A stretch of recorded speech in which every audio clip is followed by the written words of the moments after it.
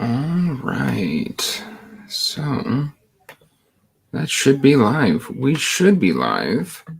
Let me know if you guys can hear me or if you can even see me. I figured it's been a while since I went live, so I'd just hop on and chat with you guys for a little bit. 30, 40 minutes, maybe an hour. See what happens. Just see if you guys got any questions. If anybody even shows up. Hey, Joanna, what's up? How you doing? I saw, of course, I saw your chat about nothing with Mike, and I absolutely love that. That was awesome. I really enjoyed watching you two chat. That was great. Tiago, yes. I am glad that you can see and, in fact, hear me. I'm incredibly sleep deprived, and I've been allotted like an hour to just kind of piss off. And so that's what I did to just kind of hop on and chat and see how you lovely people are doing. Oh, wow. So, Safina, I am tired. I'm currently reading this right here. Let's see if I can get it. The Reflection, Otherland, The Sea of Silver Light. I'm almost done with it. Kind of right there.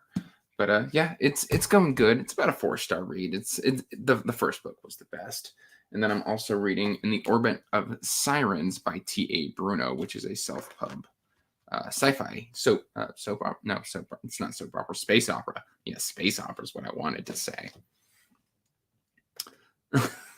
What's up, boiled jellyfish? How you doing? I appreciate that, Jake. I do appreciate it. Yes. In fact, I did. He's going on 3 weeks, 4 weeks. I don't know. Time is an illusion, and who knows what's going on anymore. What's up, Wilbur? How you doing? I got an update from you today on your current work in progress. I hope it's going well. Let's see. Oh yeah. Sometimes you got to put the kids to sleep. It is what it is, man.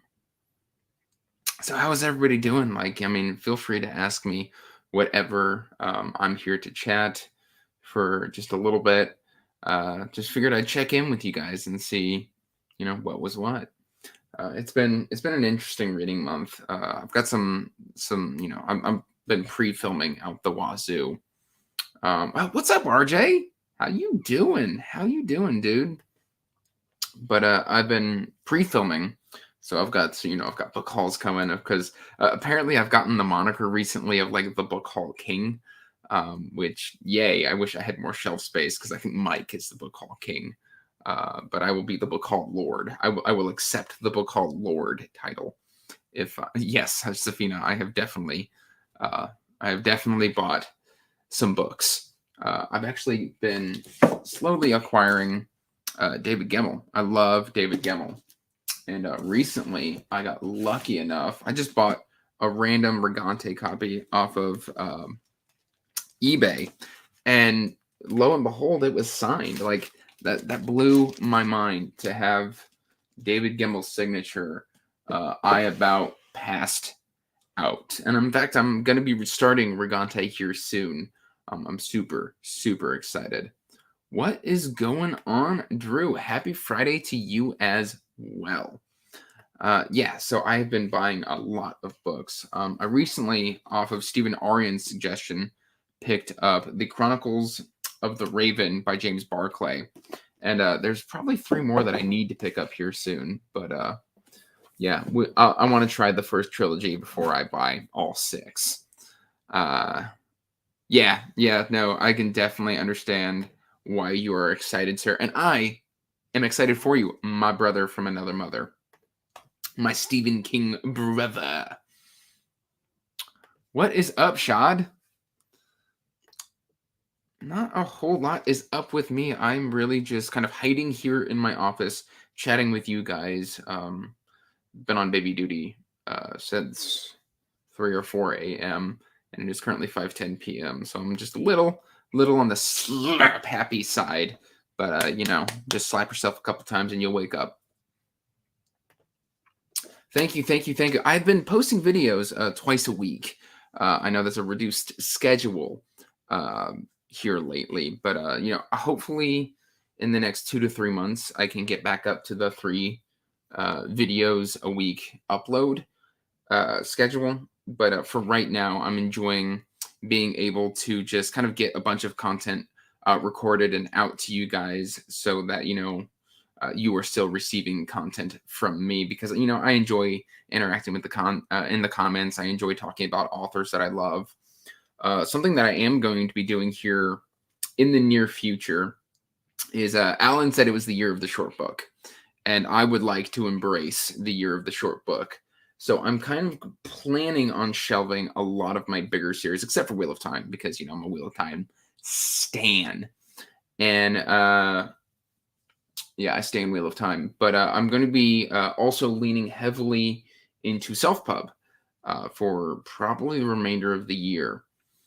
And yeah, so I've got a lot of stuff that I'm really excited to talk about here in the next few months. I did Legends and Lattes drop today, and that was awesome.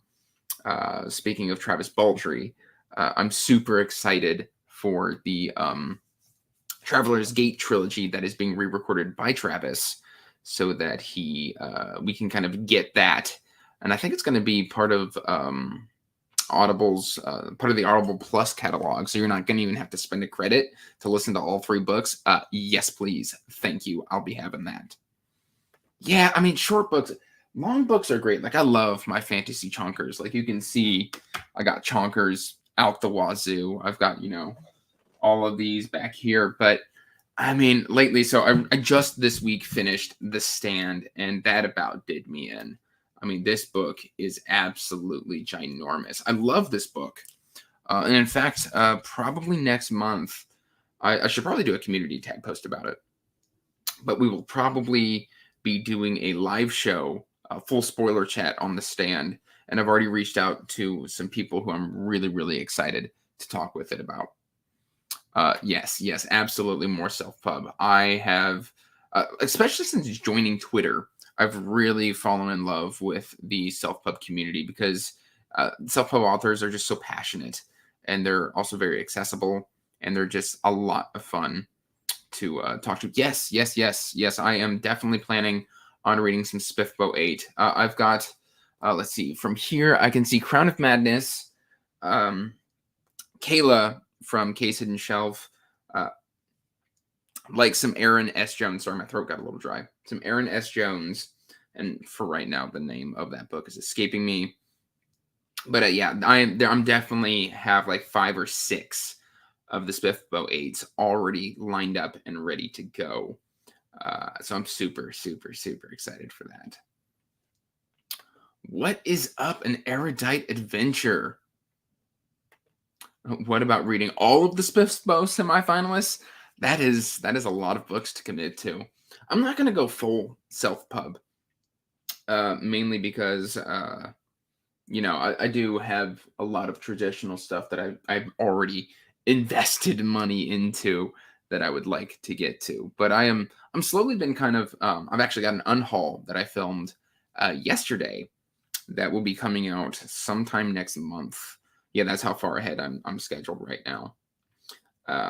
And I'm kind of just getting rid of stuff that I'm just not going to read. And so I'm kind of refining the collection down. And a lot of what's staying is my self-pub stuff. But Tiago, I'm wishing you the best of luck. I could easily see A Touch of Light becoming a finalist in Spiffbo 8. So fingers crossed. Yes, I am getting very, very close to 2K. Ben, thank you. I think this morning I was like 24 subs away from it. I think I'm closer to like 17 subs now. So we're getting there. I would love to cross 2K by the end of the month. That would be absolutely fantastic. How are the babies? Yes. Kaya does in fact love her puppy. She likes to cuddle and kiss up on him. So it is a good time to watch. Yes, Shad. I mean, it's just self-pub. What I like about self-pub is you can take an idea that a traditional publisher, my camera keeps going out of focus, but you can take an idea that a traditional publisher probably won't run with. They're going to say, oh, that's a bad idea. That's not going to sell. But then you can be like, well, if you don't want it, I'll do it myself. And you can get some really fresh and interesting takes on some tropes, story elements, relationships that may not just happen within a traditional story. And it just can feel fresh. And yeah, I absolutely love that. Have I read Ryan Cahill? Yes, I've read the first book. I've read the prequel, and I've got the second one. I kind of wanted to do it on audio just because it's a bit of a chunker, and I just 5 minutes said I wanted to do the Year of the Short book, and I can get through audio pretty quickly. But yeah, no, I have read some Ryan Cahill. I was okay on the first book. I really liked the novella, and I know he just had another novella come out as well. I believe that one was The Exile. A lot of great people have novellas coming out. I know Mark Timoney's got a novella coming out. Tiago's got a novella coming out. And then Ryan Cahill's also got another novella coming out. And Ben Galley also has a novella coming out that's set in his Emaneska series. So there's a lot of great stuff going on there. Joanna, I think you would love A Touch of Light. It's got griffins in it. It's funny because growing up, I thought dragons are going to be the go-to fantasy creature for me. No, apparently it's griffins. I absolutely love griffins. L.L. McCree's got a great griffin sort of, I don't know where I was going with that sentence, but yeah, L.L. McCree's got great griffins in her stories. Tiago's got great griffins in his, and it's also got great interesting elements with the politics and the cultural aspects. There's a lot to unpack there, and I really, really like it. Is it a live book haul? No, it is not a live book haul. I should do one of those someday. I should give it a whirl, Katrina. That might work for me. I could give that a whirl. Maybe in the next couple months I will do a live book haul. That might be interesting. I need to get a better camera because I always look like Casper the Friendly Ghost whenever I go live. Weaver and the Worm is a great novella. Well, now I have to read it because I like your recommendations. So, okay. Huge step up in my opinion. Okay. Yeah, see, I think I was either at a 3.5 or a 4 on the first Ryan Cahill book, and you'll have to forgive me. The name it's right over there, and I can't remember the name. But it was good. But there was I think it was one of the characters. I was like, why is this character kind of getting so much page time as a dedicated POV? And I thought maybe this is going to be expanded on more in the second book. So I'm super excited to get to it. I'm going to be listening to Darkness and Light next month. Very nice, very nice. All right, let's see. I have fallen behind. Griffins. I'm going to do a different take on them. Wilbur, I am intrigued because I am falling in love with griffins. They are fantastic. Thank you for stopping by, Safina. All right, I might have to build a monthly TV. We can do a TBR swap, Joanna. That could be fun. I've seen other people. Alan did one with. Leanna from Leanna's Library. There we go. He did a book swap there. I've seen Jake, the Bookish Drummer, has also done TBR swaps with other people I know as well, where you select 4 books for each other to read, and then you kind of do a live show about it. That could be fun. Of Blood and Fire. That's right, Tiago. There we go. My man. But yeah, it's been a good year so far. We're 5 months in, and we're pushing 2K. So we're on track so far to hit. I had this goal of 3,000 subscribers, just an arbitrary, achievable goal by the end of 2022. So if that happens, that'd be cool. If it doesn't, I'm still enjoying sitting here talking to you guys and just kind of hanging out. But oh, hey, Derry's in the house. What's up, Derry? Oh, we got Theo, the magnificent bearded rekindled reader. I can speak. I can spake. Yeah, but I can't believe it's almost June. I know, it's wild. It is I feel because it was weird. I was so upset when I had to reset my Goodreads challenge because I was like, oh yeah, I read 127 books last year, and I was like, oh man, I'm not gonna be able to replicate that. And I'm already at I can look right now live with you guys to see where I am at on my challenge. It says I have read 87 of my 150 set goal books, and that I am currently 30 books ahead of schedule. So, I mean, there is that. TBR swaps scare me because I can barely stick to what I read, want myself to read. I mean, yeah, it can definitely be scary, especially like because Gregory recently, well, I say recently, like 2 months ago, did a video where he like predicted books that I was gonna love, and I read one of those books, and then I felt bad because I DNF'd it, and that's just it's not a good feeling. It's not a good feeling.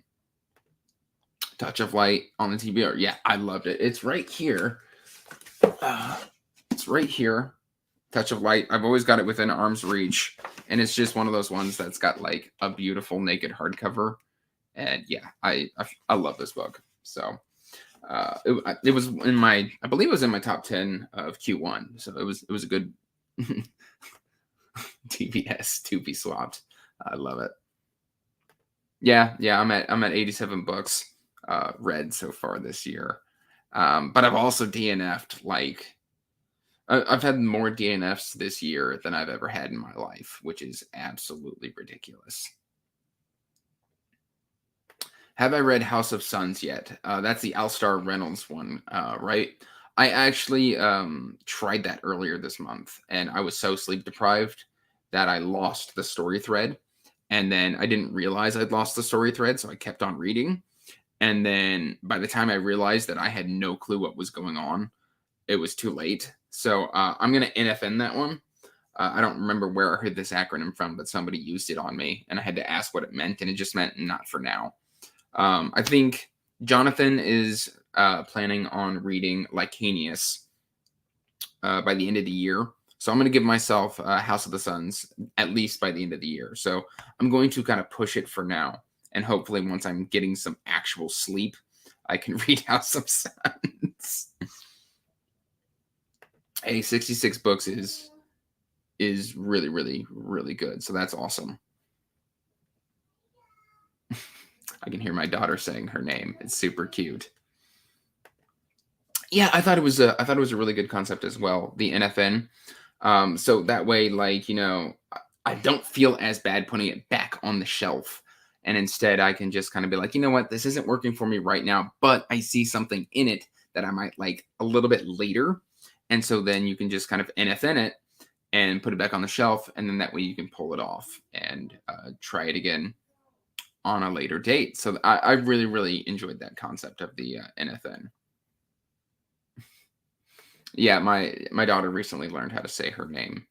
And so she just runs around shouting her name, which is it's super cute. Sorry, I'm listening to conversations in the background. But yeah, no, it's been an interesting month so far. I've gotten some really good reads. I've decided that I'm a constant reader again, just because so far, other than some of the Dark Tower books, which I have the unpopular opinion, and here's my opinion actually on the Dark Tower. I think that most people who love Wizard and Glass probably didn't listen to the audio because Frank Muller is a legend, and a lot like Stephen Pacey with First Law, he can really drive home with his performance. And there's some elements in Wizard and Glass that are just kind of icky. And so the narrator just does such a good performance that you're just kind of like, oh, okay. Yeah. And so I just kind of got that whole feeling for that book. But yeah, no, I'm loving pretty much everything else by Stephen King that I've read. I've read all 3 of his hard cases this year. Was that this year? I don't know. The Shining, The Stand, It, just a lot of great stuff. So I'm falling back in love with Stephen King. And I want to read Needful Things. And in fact, I'm reading Salem's Lot next month. So I'm trucking along with it. But yeah, no, I'm curious. Do you guys have any Spiffbo 8 recommendations that I should prioritize? Because I am definitely excited for Spiffbo 8. I think by the time Spiffbo 7 was underway, I was just learning what it was. I was still a relatively new channel. And so I missed out on a lot of that journey as we did submissions, semifinals, finalists, all that stuff.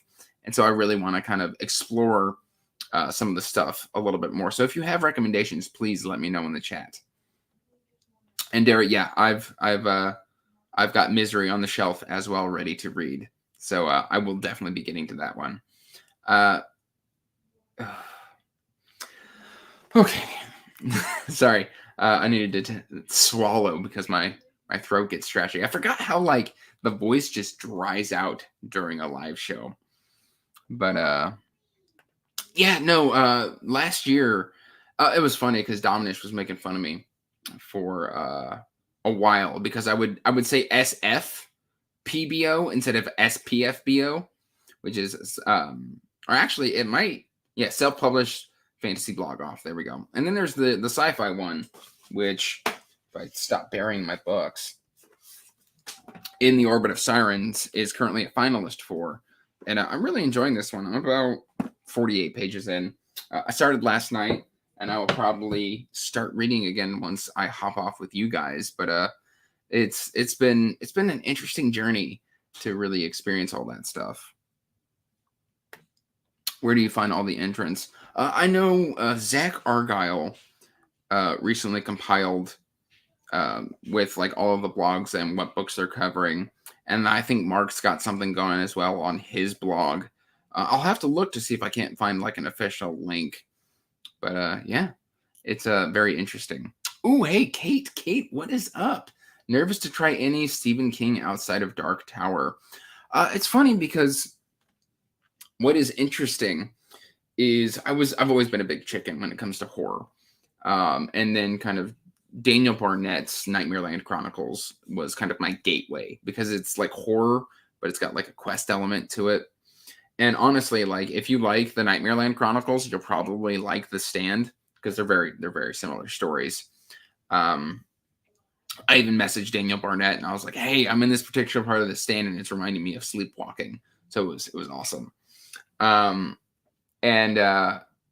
getting back into Stephen King, I think I started with his hard case crimes, and I used to just message my buddy Jake, the bookish drummer, about like what I was reading with like Joyland and The Colorado Kid and later. And then I loved those so much that I just started picking King back up. So that's a great way, Kate. If you're like kind of nervous and you want to see what his writing style is like, I would recommend Later. Later was a 5-star read, and it's really quick. And I know you're super busy with med school. So if you're looking for a quick read that has like a lot of great Stephen King kind of flavor, you could try Later. Yes, there is a pinned link, I believe, in the self pub. I always want to say shelf pub, but it's the self pub within the Whistler Duo Discord. So that is also great.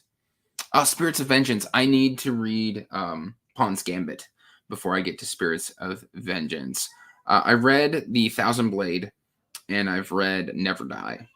And then Pawn's Gambit was an NFN that I did earlier this year, where it was just, I was a little confused. And then by the time I was in the mood to read it, it was too late. I'd already, squirrel, and gone off somewhere else. But yeah, no, Spirits of Vengeance, the cover is really cool, and I've heard really good things about it. Also, I'm doing sprints later if I want to stop by. I don't know because so it's hard to do sprint. I miss doing sprints late at night, but like around 8 o'clock is my witching hour, and that's where like all the kids stuff just kind of correlates. So it's very hard to hop on live shows and things of that nature later in the day because I'm usually taking care of my daughter or my son. So I will see, but I can't make any promises. All right, let's see. Am I caught up on the chat? Let's scroll up to see if the more King the better. Yeah, no, I've got From Buick 8, which I've never really heard amazing things about. I've got Needful Things Upstairs. I've got The Outsiders, but I need to read like Finder the Mr. Mercedes trilogy first before I do that. And then I want to read The Institute. I want to read Revival. I've got Insomnia upstairs currently. I found a really good like used copy. Like it looked immaculate. And yeah, so there's a whole lot of King that I just need to catch up on. I'm not interested in the ones like I've got Dolores Claiborne and Misery up there. Like I think I've already mentioned that. So yeah, there's a whole lot of King that like I've got my own dedicated King shelf on my shelf upstairs. So, well, there is Nosferatu, but it's Joe Hill, which is Stephen King's son. So I just allow it to hang up there. Oh, and I've got Great and Secret Show and We've Rolled by Clive Barker up there as well on that shelf. 9 hours. Yeah, no, I think Spiffbo 7 was super, super successful. And so I'm surprised that it took 24 hours for Spiffbo 7. But yeah, no, 8 absolutely took off. That was wild to follow on Twitter. But yeah, so that's just kind of the state of me right now. And do I have a dedicated self-pub shelf? No, I do not. It is spread all throughout. Like I've got, okay, let's see what I can do here. So I've got Cradle down here, and then along there, there's Legends and Lattes right here. And then over here on this shelf, I know you can't see. Let's see if I can. So over here, so I was pointing over here. Then down here, I've got the King's Guard, or the King's Ranger by A.C. Cobble. And then up here is mostly self-pub. But these James Barclays are not self-pub. So I've got, Dennis E. Taylor right up in here. I've got my Wraithmark Creatives with Shadows and Ivory right here. Mark of Kings. Mark Timoney's Blood of the Spear is here now. I keep rearranging my stuff. Oh, this one. I contemplated actually filming a review for this today because I read this probably at the start of my BookTube career and did a live show with the author. And this is The Engineer by Darren M. Hanshaw. And he's got a sequel that's finally coming out after 4 years. This is a beefy book, and I really enjoyed it once I knew what I was actually reading. And then, I've got Dragon Mage and all that stuff up here. Then up here is Ben Galley. So I guess most of this shelf is self-pub.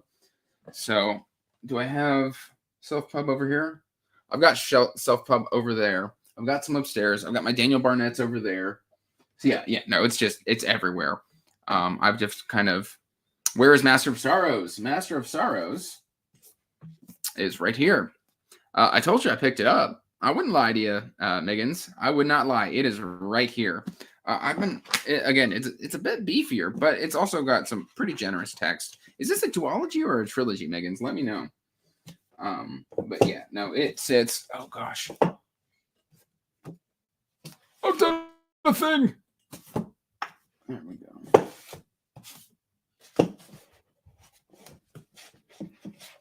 Okay, sorry. I get neurotic if I can't get my books back in place. Yeah, it's a really pretty book, and now I'm afraid that I can't pull it back out because if I do, Long Days and Pleasant Nights, Jake. Yeah, no, I told you I had it. You were ranting and raving about it on Twitter, and so I was just like, you know what, I'm gonna go ahead and pull that. One of the things that this entire shelf right here, like all of this from here to here, all of that is KJ Parker, which is off of Alan's recommendation. I haven't read a single one of these, and I keep buying KJ Parker books. And yeah, Alan, what are you doing to me, dude? Like, I don't even know what's going on with that because it just is what it is.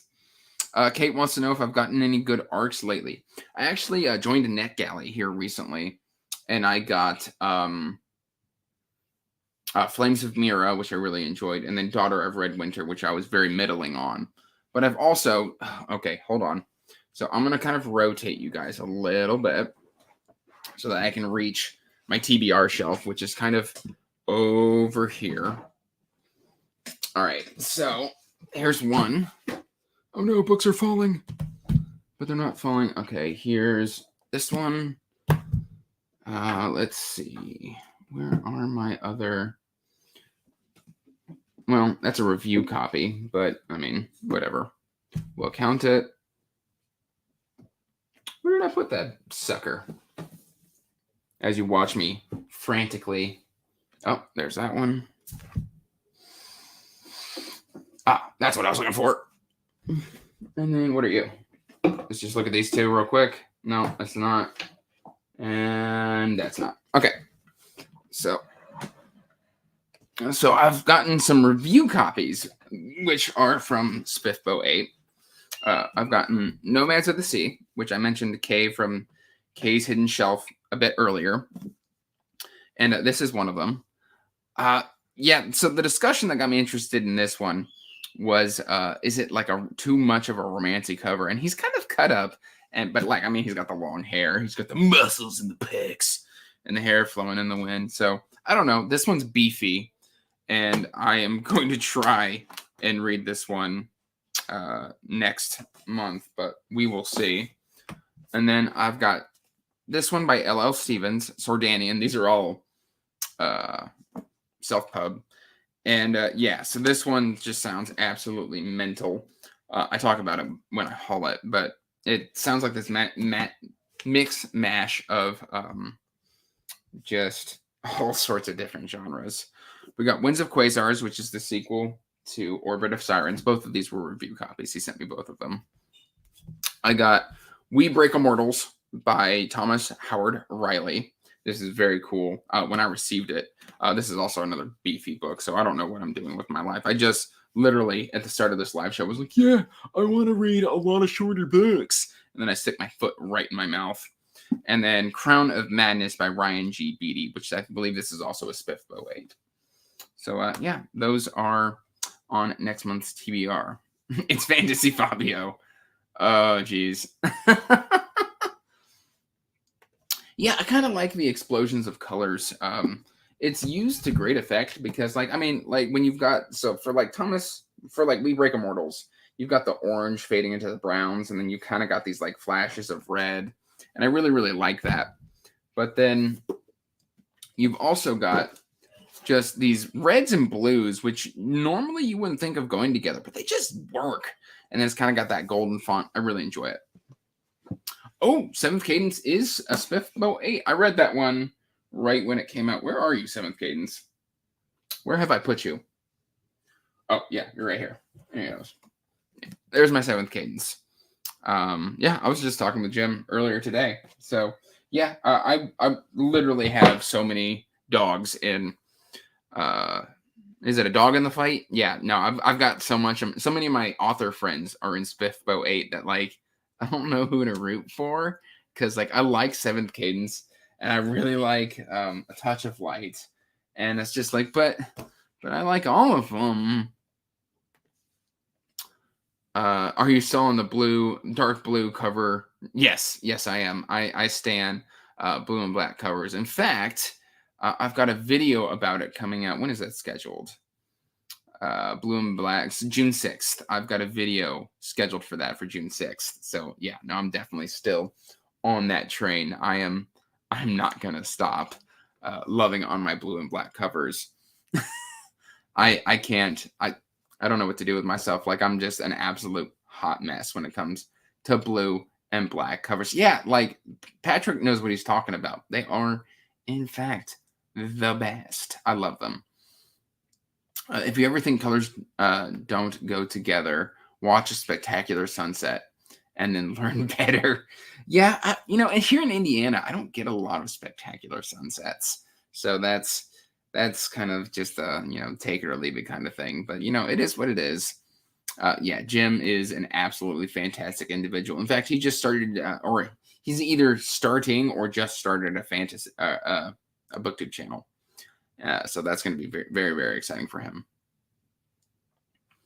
All right, let's see. Master Artificer is a black cover, beautiful with the Phoenix. Yeah, I want to make sure, I get a matching size, because, very much you can see I organize by size. And then from there, I organize by aesthetic that, pleases my eye for my collection. So I want to make sure that, because like with this, it's either in the past book haul or an upcoming book haul, I got these by Peter Newman. And then I saw Book Outlet had the third book, which I needed. And the third book's like that much bigger. And I'm just like, well, what am I going to do about this now? Like, what can I possibly do? So I don't know. Would I ever write a book myself? Listen, Miggins, no. When I was younger, I wanted to be a writer, but I have terrible punctuation. I have terrible sentence structure. And I know there's tools and stuff to work and all that. But no, I think I don't know if I will. A, I don't have the time. B, I don't have the motivation. And C, I don't have the skills in order to write my own story. But I do enjoy reading stories, and I do enjoy reviewing and hyping up books as well. I could tell you book 2 will have a blue and black cover, but I can't confirm that because that would be spoilery. Tiago, please give me a blue and black cover. I would love that. Yeah, I know that's what copy editors are for, but even like back when I was in school, my wife used to kind of like proof my papers a little bit before I'd submit them.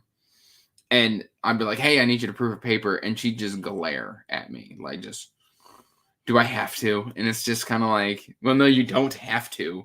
I could drive 40 minutes to the resource center and have somebody else do it before I submit this paper. But you're here now and you've got immaculate punctuation. And so she would just grumpily kind of do it. So I'm really, really bad when it comes to punctuation, sentence structure. I'm the king of the typo as well. So that's also a big like fear of mine, is just having a book full of typos. Like I don't know what I would do with myself if I did that and it like got released. And like, it's so rough for the self-pub community because I know like a lot of my friends go out of their way to hire editors and trust that editor is going to do a good job. And if that editor doesn't do a good job, then the author takes the brunt. And it's like that doesn't feel fair. I don't know. It's just something that it's a deep fear of mine. If I were ever to put out a book, that my copy edit would just be hot trash.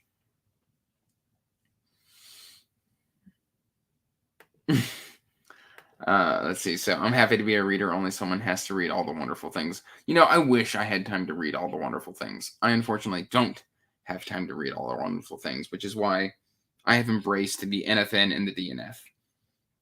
Because, frankly, like, if I'm reading and you're like, oh, it doesn't get good until the 50% portion, I'm no longer interested in that book. I want to be engaged in the story from start to finish. I want to be enjoying myself. If it's making me feel things, if it's making me feel anger because it's written to make me feel anger, that's one thing. But if I'm just sitting there miserable, I don't really want to read books like that anymore. And it's really hard when you're a book reviewer because a lot of times you accept a review copy and then you have to go back to that author and be like, listen, I don't feel comfortable reviewing this on my channel because I didn't enjoy it. I would, thank you for providing me with this copy, but, it's just, I would feel like if I talk about this too much on my channel, I'm going to hurt your book rather than help it because I might just not have been your target reviewer. And so I like to quietly just, hey, here's my thoughts on it. I give that kind of communication back to the author. I don't even remember how I got on this tangent, guys. I have no clue. But yeah, that's kind of my thoughts there. Andrew, what's that thing on that looks like a chef's hat? This? You must be referring to this. So this is The Wheel and the Serpent by Wheel of Time. It used to turn on, but the batteries have since died, and I have been too lazy to replace the batteries. I should stop being lazy and replace the batteries, but I will not stop being lazy, and therefore I'm not going to replace the batteries. Let's see. Where would I like the fantasy genre to go next? Honestly, I would like it to embrace, and this is just kind of freeform thoughts here.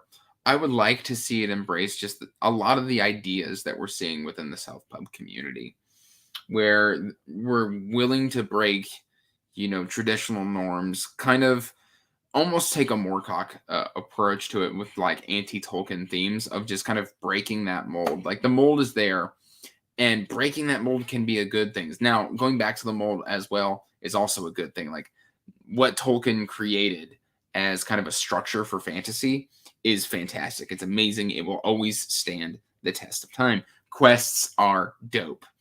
But again, I like seeing anti-heroes. I like seeing kind of gray protagonists. I like some of the darker tales that are coming out. But also, I like The Coward by Stephen Aryan. This is something that I thought was amazing because it took what David Gemmell did. And then, I felt like this was a true successor to David Gemmell, who passed almost, I think, 15 years ago. And he wrote heroic fantasy, which is very much an 80s thing and is not very much in the norm or in style right now. And he did this, but then basically Gemmell inspired Joe Abercrombie. So what Aaron did is he took a book that was inspired by Gemmell and then wove in some Abercrombie flair. And so I really like when fantasy can kind of be almost multi-generational. I'm going to air quotes that. And can kind of weave together aspects from different generations and make something new that we probably haven't seen before. So kind of taking some of that First Law and that Draenei and mixing them together to great success, in my opinion. All right.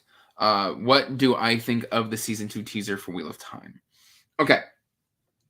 So my thoughts here is I'm I have to look at them as two separate kind of IPs because the show has deviated so far from the books that it is hard for me to see them as the same thing anymore. Man Carrying Thing did an hour and a half breakdown on the issues within the season 1, just from a TV show standpoint, that created a lot of issues. And I don't know if they can break out and save it. As its own thing, I stopped watching season 1 on episode 4 because I realized I was just getting upset. And then I found myself starting to rant. And I didn't want to ruin anybody's enjoyment of the show. And so I decided to remove myself from that conversation and just let people decide for themselves whether or not they were enjoying the Wheel of Time adaptation. So if I start hearing buzz that season 2 is killing it, I may suffer through those final 4 episodes and then, resume the conversation or resume watching the show. But for me right now, it's a non-issue. Batteries are yes, no. There are so many toys that use batteries. It is absolutely ridiculous. It's fun, but some of the stuff that makes noise just kind of makes the eye twitch a little bit, and you're just kind of I can see you're having a good time with your toy, and that makes me so happy. But that toy is annoying, and I would wish it to stop. So sometimes it's can I take the batteries from your annoying toy and stick them in my thing that doesn't make any noise and just makes pretty lights? So, yeah. I asked Nico the other day what he thought of the show. And what are your thoughts? I refuse to watch it. Too many changes. Again, I gave it 4 episodes. And the fact is they changed so much to try and I don't know if they didn't believe in the source material or what, but I understood that they needed to make changes. That wasn't my issue. My issue was that they added in superfluous content that had nothing to do with the show. They invented this stuff when they could have been focusing on creating maybe not a more faithful adaptation, but a more engaging adaptation. And so there was certain fan service that felt almost insulting. The heron on the blade instead of on the handle, and then not teaching him how to use a sword at all, kind of removes a large aspect of one of the characters. And then there's the whole fridging conversation. There's a lot to talk about with what happened with the Wheel of Time show. Usually my go-to answer is I refer back to Man Carrying Thing and his discussion. I don't know what that means, but sure. Let's see. I hope WR WOR reshoots the last episode of season 1. Oh, Wheel of Time. Okay. Before they go forward, who is the author you have always wanted to meet? Oh, wow. An author I've always wanted to meet. I think it'd be pretty cool to meet John Gwynne. I would love to meet. Well, let's see. He's passed. I'd love to meet Tad Williams. I'd love to hang out with Daniel Barnett. I think Tiago and I could bro around for a few hours. Maybe even a whole day. There's a whole lot of authors that I would really like to hang out with. Will White, Travis Baldree sounds like he'd be a hoot. I can count him as an author now. Stephen Arian's one of my new favorites. So yeah, no, I always struggle when someone's like, "Hey, who's the one person?" And I'm like, I don't know. Here's 20 answers. So yeah. Let's see. Fair. I watched up to episode 4. Never felt compelled to watch the rest. Just wasn't a good show. I agree, but I'll still watch it. Yeah. So again, I can refer back to Man Carrying Thing like a broken record. And there were certain aspects of like linear storytelling that they kept looping back on that broke the engagement and broke character evolution within just the characters of the show, completely ignoring the stuff of the book. And so there were certain things that could have been made more engaging, and they just chose not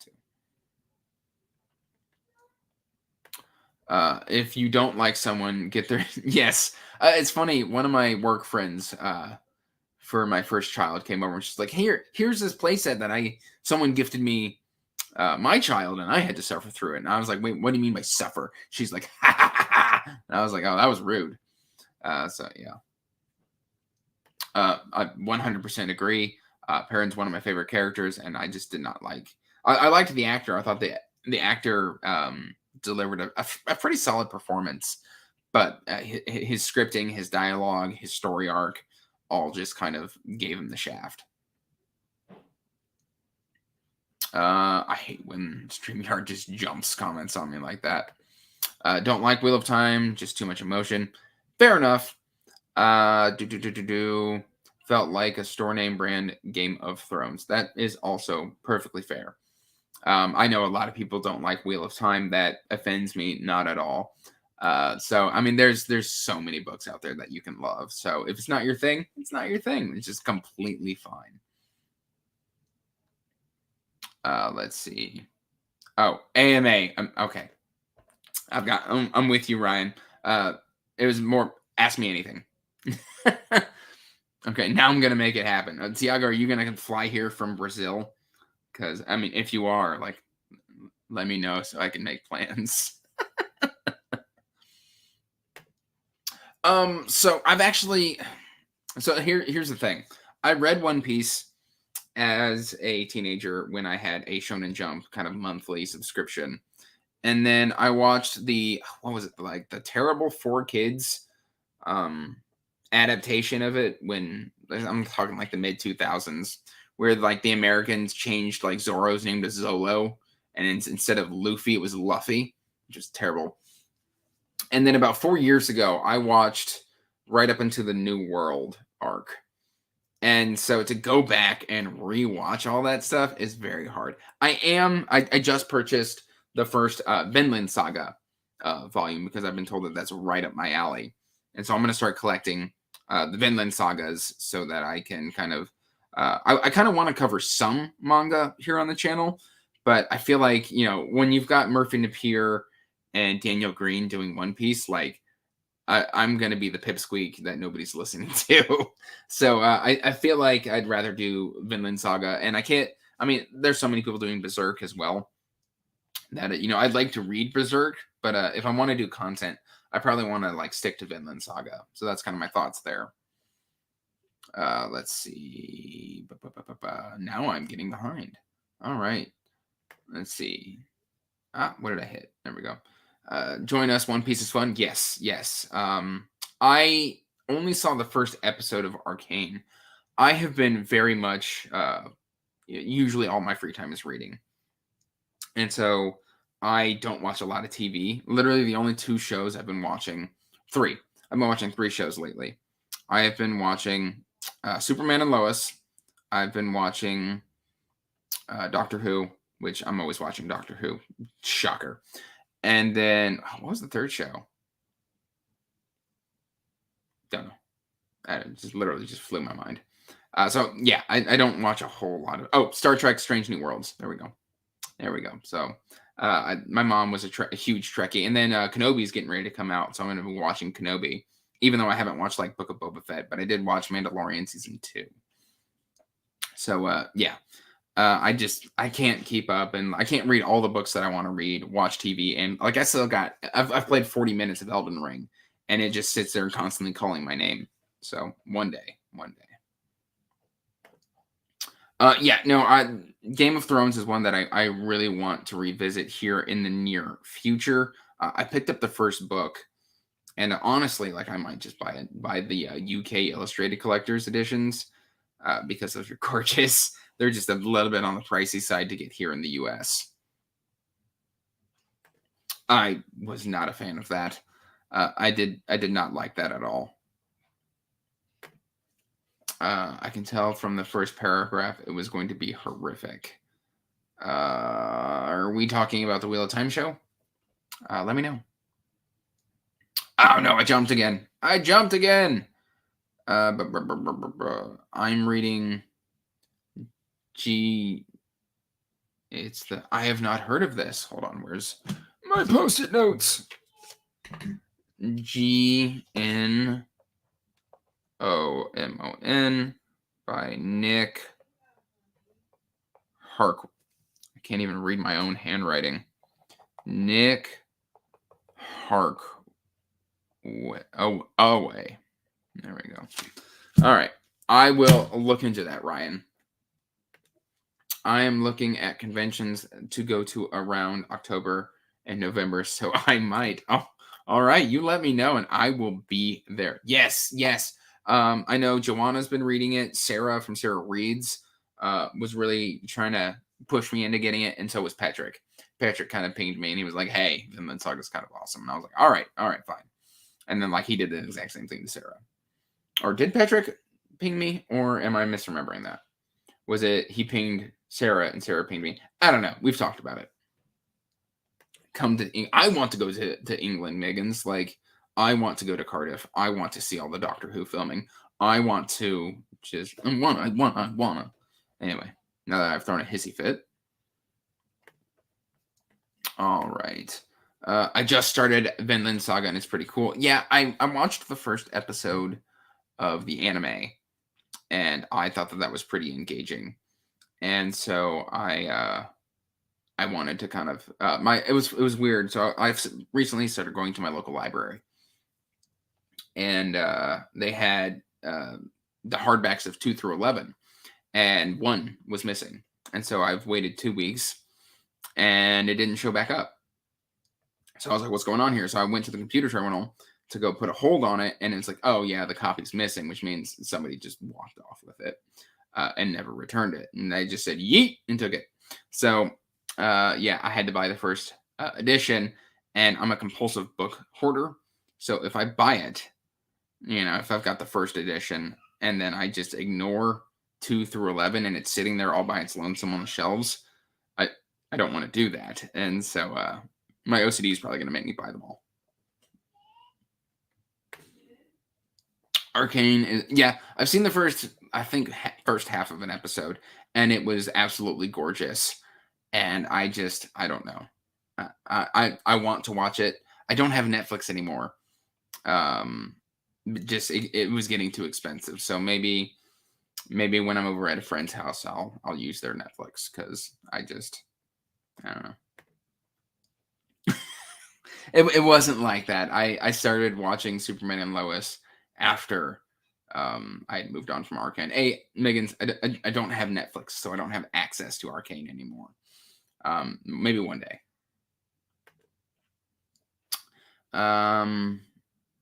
Yeah, okay. Like I said, I've got the first book on the way, so I will definitely be reading and reviewing it here soon, as soon as it shows up. So it could be within a week, 2 weeks, and then from there, it won't take me that long to read it, and then I can get that kind of uploaded.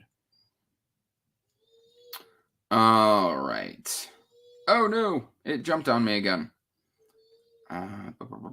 Okay. Oh hey, what's going on, Pete? What is going on? Yeah, there's a lot of arcane love in the chat. I know. I'll get to it someday. I'll probably just use my buddy's login when I'm over at his house doing stuff. What is going on, Ellen? Hi, how are you doing? It has been a minute. I hope you're doing okay. Thanks for stopping by. Oh, that's not fair, Megan's. I want to join you for a drink. So that's not fair. It's not fair. Maybe someday. Maybe someday. Yeah. Pete, what's going on? Like, what's gonna happen to Kyle today? Like, I haven't heard. Then again, I haven't checked the chat, so I don't know. Inside joke that nobody in this live show is gonna understand except Derry and Pete. My bad. He's reading Live Ship Traders, and there's a character in there who's a bad person, and he constantly pings us with a new way he would wish for him to meet his end in a voice chat. Okay. Yes, sir. I meant the Wheel of Time show. Okay. Can be girl or boy. Yeah, it just didn't make sense to me from just the core lore. I just didn't understand. I thought that was a very interesting way to immediately anger the existing fan base within the very first 5 seconds. Like, it started me off with going, absolutely not. The whole point was that the men were driven crazy, and that's why it was so dangerous, is because they couldn't control their power. And it's like that's the whole point. And when you've just kind of done the thing, it's like, yeah, okay. Oh yes. I've got probably right here, I've probably got like 300 or 400 audio dramas from Doctor Who. The ones that I'm looking to dig into now, I've been really enjoying the early. Is it the War Doctor Begins? I don't know. They recast John Hurt, and that's been great. And then Christopher Eccleston has been reprising his role as the Ninth Doctor. I've been really enjoying those. But on audio, I'm actually a huge fan of Fraser Hines' Second Doctor, which I don't think they're doing that anymore. I think they've recasted. They recently just recast the First Doctor as well. It was oh god, what was that actor's name? I'm gonna feel so dumb when I look it up. I'm gonna feel really silly.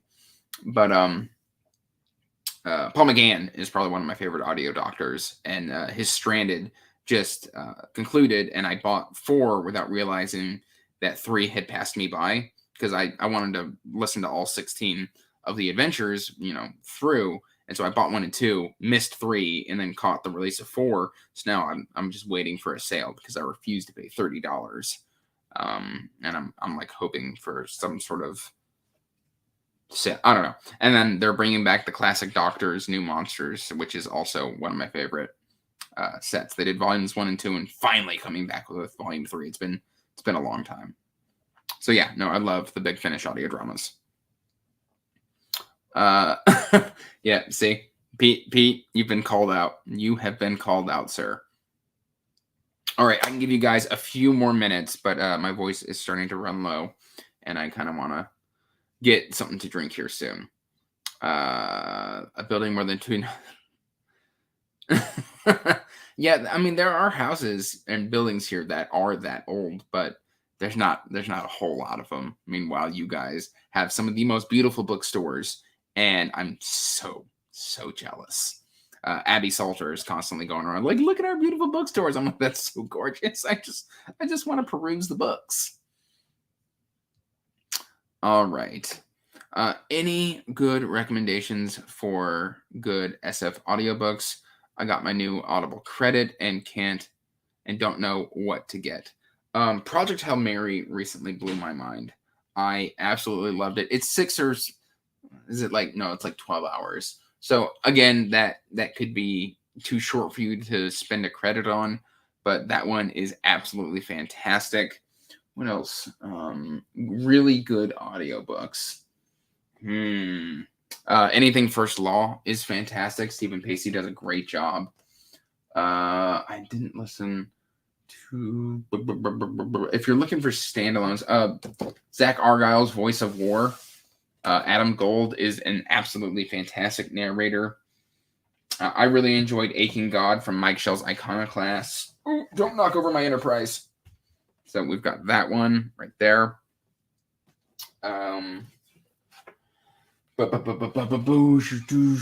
got, of course, your Stormlight Archives and your Cosmere books are fantastic. Guns of the Dawn was a really good, enjoyable audiobook. Ember Blade, if you want some good bang for your buck, the Ember Blade by Chris Wooding is a fantastic audiobook. So, final answer, Ember Blade. Thank you, Nikki. Thank you so much. I'm actually getting ready to hop off here in a couple minutes. As soon as we can get caught up here for a second. Oh, Dragon Mage is also a very good audiobook. I just saw Lana. What's up, my friend? What is going on? All right. I might have to hang around for a few more minutes. All right. Let's see. Sorry, I lost my spot. Small. Ooh, I always hate when I right click. Small Cods was by Andy Serkis. Okay, that might be worth checking out. I just picked up all 4 of the Lord of the Rings and the Hobbit that were narrated by Andy Serkis, and I'm super excited to get into those. And yeah, I love Pratchett on audio. But again, like, I like the classic audios. They're pretty much just flawless to me, especially the City Watch ones. Like, I would prefer the classic City Watch audios over any new one. I don't know why those can't just be cleaned up a little bit and spliced together and repurposed. So I don't know. Let's see. How am I adjusting to the little one? Not a lot of sleep, but you know, that comes with the territory. He's absolutely amazing. New books despite being a busy man. I am very busy, and yes, I'm glad to hear that you are doing well. What's going on, K Fox? How you doing? All right, finally reading again Jade City and liking it. I have not read it, but I have the whole trilogy right here in hardcover. So I hope to get to that one hopefully by the end of the year. I would like to get to that one before the end of the year. All right, let's see. Yes, Eighth and Lucy Forever. Lucy was an awesome companion. Yeah. Lana is 100% right. Dragon Mage is well worth the credit. All right, yep. Guns of the Dawn, very good. My throat is starting to go, and if I yell, I will probably get yelled at here. Usually, I will do that if I am alone. But not today, Lana. Not today. Maybe later. Maybe I'll hit you up and just send you a recording of me yelling your name. Just 1-on-1, 1v1. Yes, Adam Gold is an absolutely amazing narrator.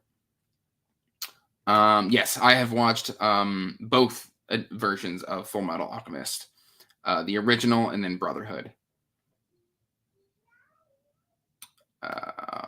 Yep, Project Hail Mary is fantastic. I've only listened to the last 2 Dresden books. I read the rest of them, including the short story collections. Water break and then stay for another hour. No, I wish. I really wish I could, guys. I'll give you another 6 minutes. We'll do that. Engines of Empire. I have that on ebook. Is the audiobook out yet? I don't know. I'd be interested in checking that out. Yes, I can absolutely just go, Lana! Yeah. Let's see. I thought I would resent the new Witches audio, except for the Sila Imira. I'm sure I butchered that name. I did make sure I had all the old ones I want before they vanished, though. Are they, like, gone? Like that? Are they gone? Like they pulled them? Like, that upsets me. Favorite character in any book series? I am very partial to Ethan Aurelius in the Cradle series. I think he's absolutely hilarious. But then again, that series is just full of fantastic characters. You've got Dross, who shows up in the later books. You've got Orthos. That is packed full of fantastic characters. I could say Gandalf, Bilbo,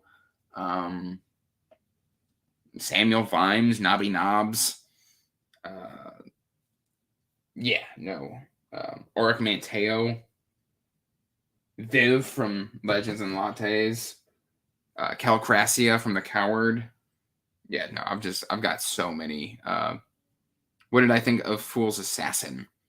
Fool's Assassin is next month, Jennifer. So I will be getting to that one next month. I'm actually on.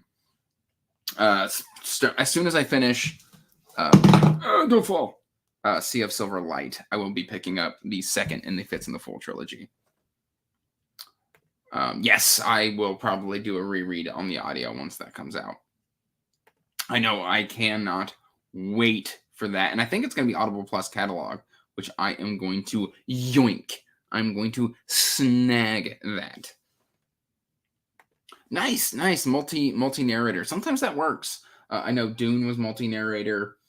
I think after the first book, Dune was multi-narrator. And then Red Rising. But, when Red Rising multi-narrator, I was... so Fool's Assassin was then... I must have them pulled out. So Fool's Assassin was great. I actually loved Fool's Assassin. I'm not thinking correctly. That said, guys, I think I am going to hop off here. Thank you so much for joining me. It has been a lot of fun. I just kind of wanted to hop on and connect with you guys.